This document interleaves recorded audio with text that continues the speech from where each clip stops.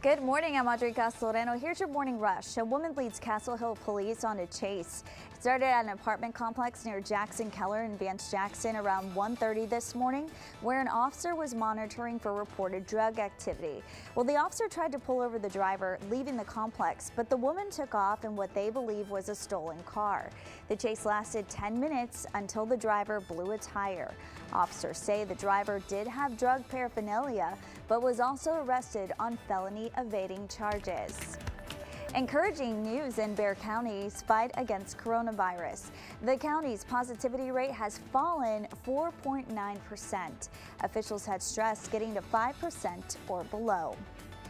And there is a virtual ribbon cutting ceremony today to mark the completion of Morgan's Wonderland Sports.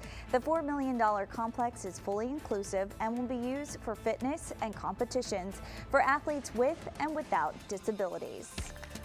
Also, Mattel has created a new Barbie doll in honor of suffragist Susan B. Anthony. Now, the release of the doll marks a century since the 19th Amendment gave women the right to vote. Susan B. Anthony doll costs about $30. It's part of Mattel's line on inspiring women. Pretty cool there, Paul. A new Barbie doll for girls. Yeah, very cool, you know? Why not? Absolutely.